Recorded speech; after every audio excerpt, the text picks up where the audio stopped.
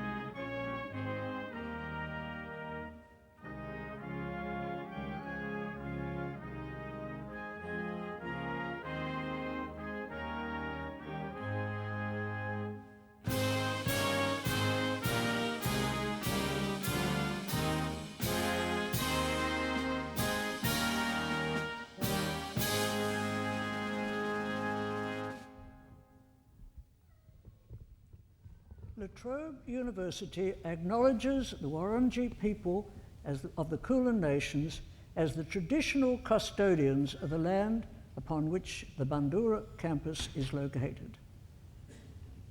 Please be seated.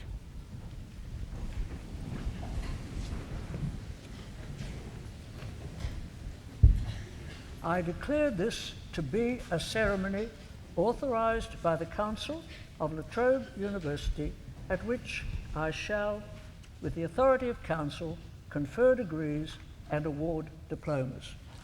Deputy Vice-Chancellor, Professor LaPolla, Professor Smith, members of staff, distinguished guests, ladies and gentlemen, most importantly, graduates, you're all most welcome to this ceremony at which we celebrate the success of these graduates in their various courses of study.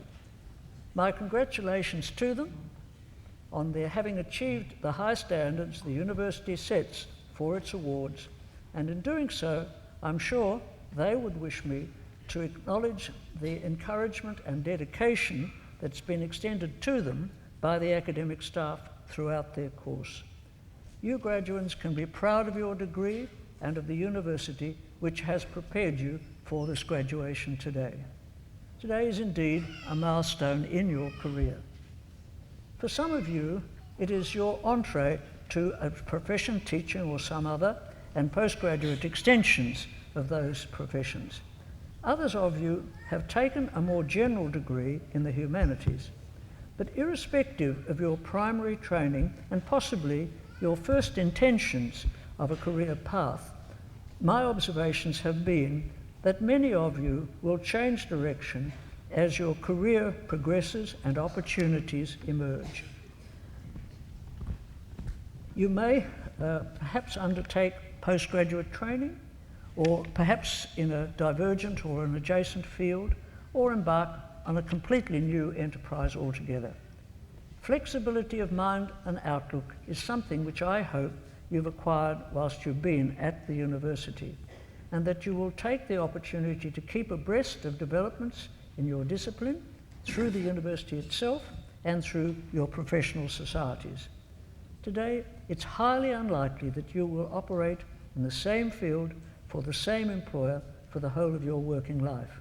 Today, it's a case of lifelong learning and adapting to changes in knowledge and in methods of working. We will have done our part at the university well if we've equipped you to accept these challenges with alacrity. As I look about the audience here today, many of the people are here who have supported you throughout your course, your parents, family and friends, many of whom have made substantial sacrifices for you to be here today.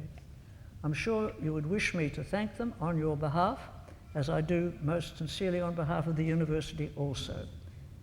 Universities are under considerable financial pressure today to be able to deliver the education and provide the cultural environment which are the essential parts of a university experience. So I urge everyone to be as vocal as possible in support of universities in all the fora and avenues in which you operate today. You'll have heard me acknowledge the presence of Professor Fred Smith at today's ceremony. And can I ask Professor Smith to stand, please? In recognition of his outstanding service to the university, the Council has authorised me to confer upon you the title of Emeritus Professor. Fred Smith undertook his undergraduate and postgraduate studies at the University of Sheffield in UK. He subsequently held research positions at the University of California in San Diego and in the United Kingdom's Atomic Energy Authority at Harwell and the CSIRO National Measurement Laboratory in Sydney before he joined the Department of Physics at Monash University as a senior lecturer in 1974. He became a professor there in 76 and head of department in 81. He joined La Trobe University as Deputy Vice-Chancellor Research in March 1991, in which role he has served the university until his retirement in 2004. In October 1995, his duties were extended to include those of Chief Executive Officer of La Trobe University's Research and Development Park, and he was appointed Acting Dean, Faculty of Humanities and Social Sciences during 1999. He has been an active member of the senior management team of the university and in the general scientific community in a variety of roles. And his retirement, if it can be called such, he is the Honorary Secretary of the Academy of Technological Sciences and Engineering.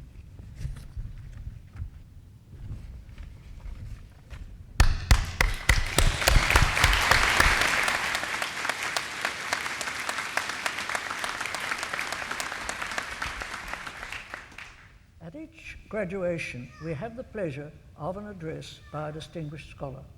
And today, the occasional address is to be given by Professor Randy LaPolla, who is Professor of Linguistics at La Trobe University. Professor LaPolla took his Bachelor of Arts in Asian Studies in New York State University. He holds 2 Masters of Arts degrees, one from New York State University and one from the University of California, both in the general field of linguistics, as is his PhD, which had particular focus on the grammar of the Chinese language, having previously studied for 2 years in the linguistics section of the Chinese department of the University of Peking. After his PhD, Professor LaPolla held a number of research fellowships in Taiwan and Hong Kong before his appointment to La Trobe University, where he holds the chair in linguistics since 2004. His research interests are in Sino-Tibetan linguistics and in anthropological linguistics, including those of the Chinese dialects.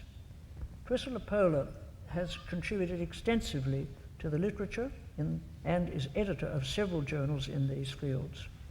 In view of his extensive expertise in this area and the importance La Trobe University links with Chinese universities are, I have much pleasure in inviting him to address us.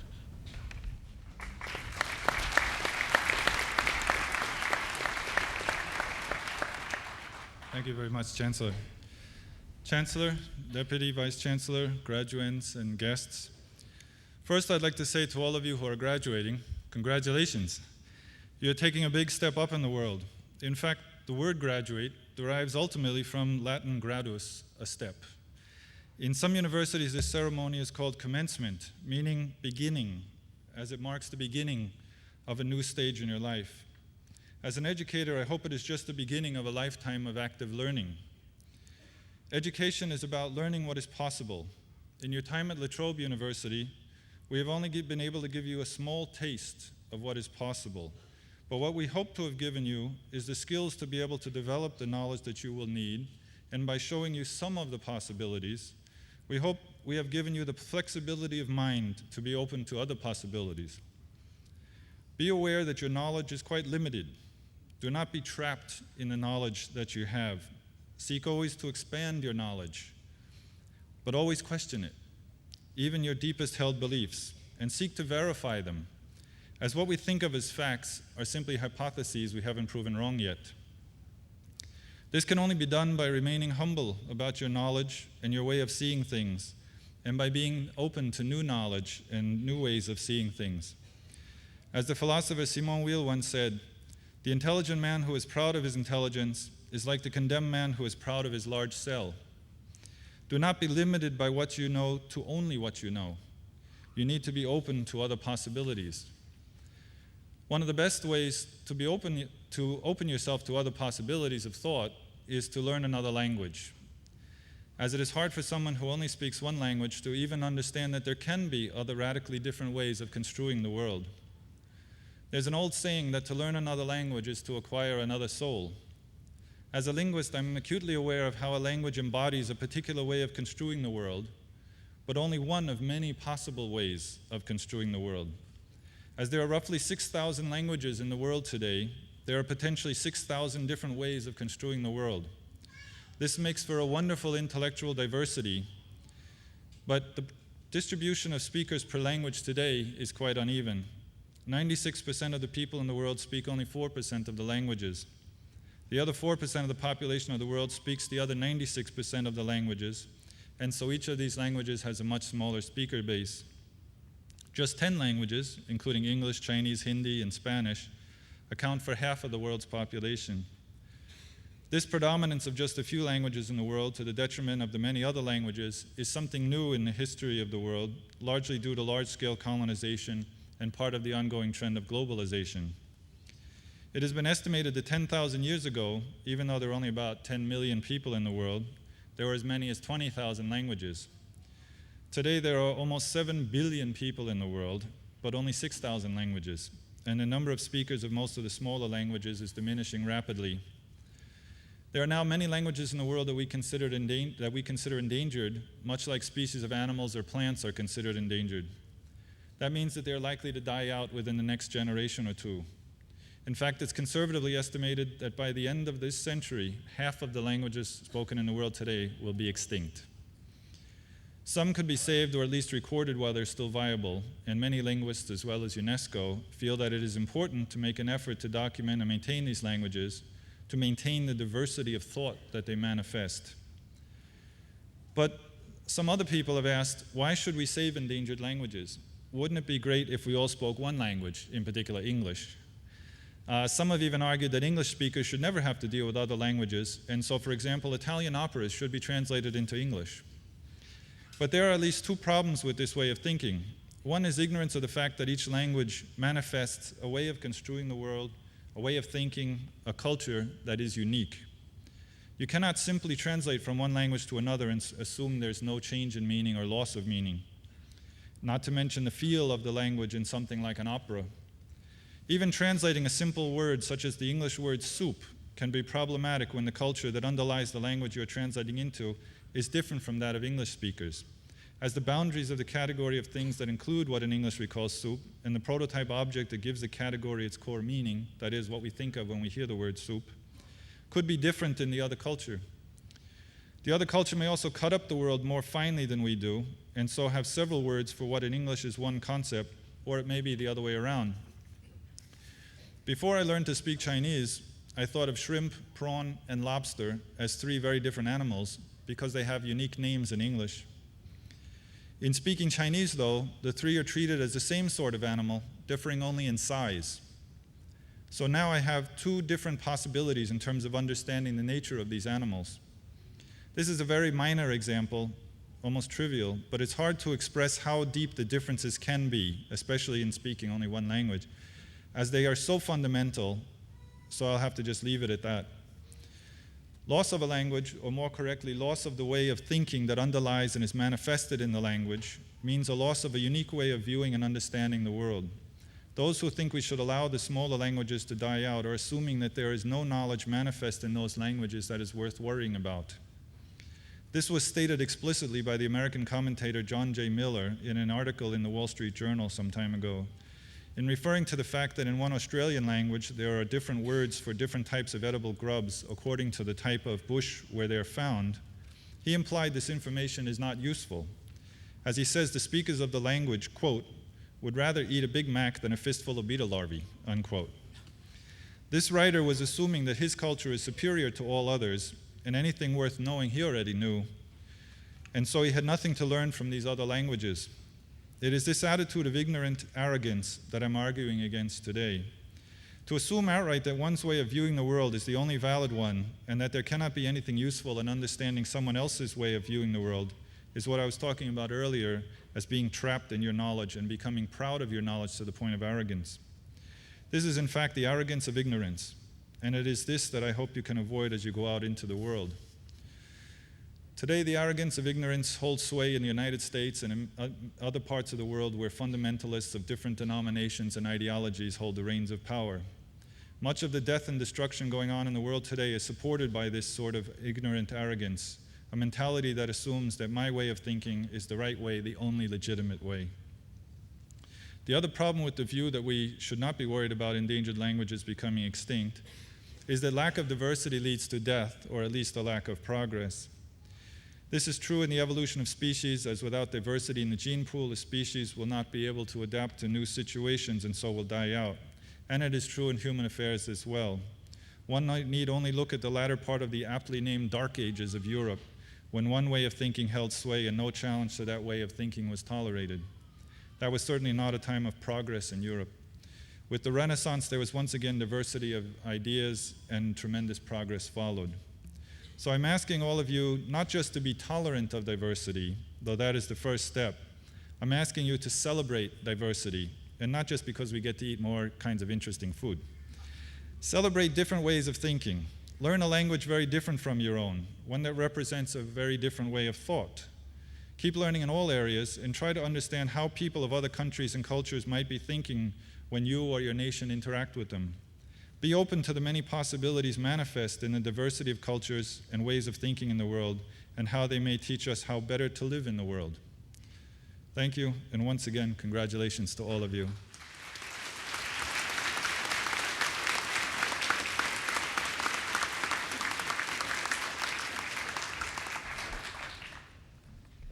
I now call upon the Deputy Vice-Chancellor on behalf of the Academic Board.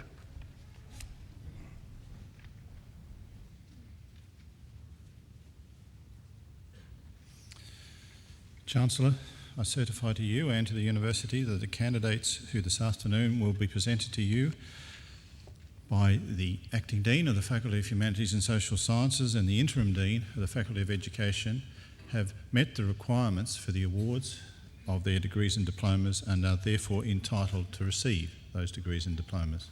Chancellor.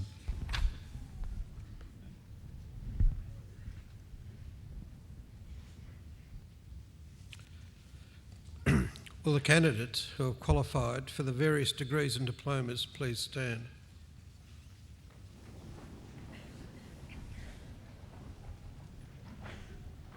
By virtue of the authority vested in me as Chancellor, I admit you to the degrees and award the diplomas for which you have qualified.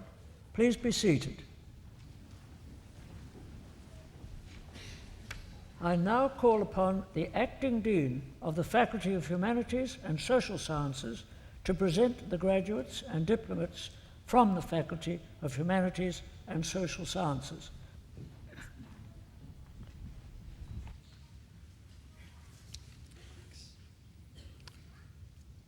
Chancellor, I present to you the graduates whom you've admitted to the degree of the Bachelor of Archaeology. Emma Priya Dashani Edwards.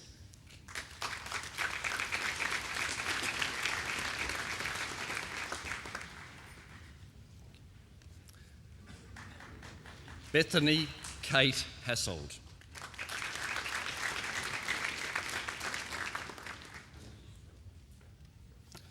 Kelly Marie Mitchell.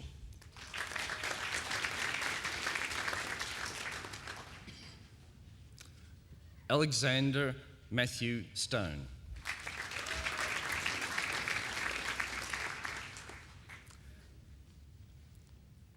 Chancellor, I present to you the graduates whom you've admitted to the degree of Bachelor of Archaeology with honours. Siobhan Patricia Patterson.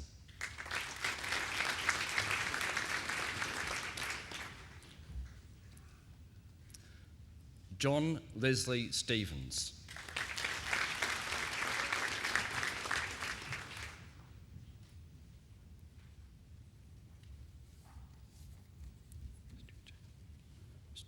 Stuart James Thompson.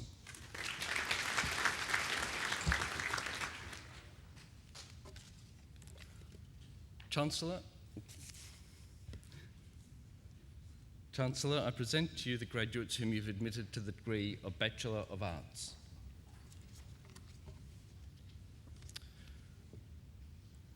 Ramon Abahadir.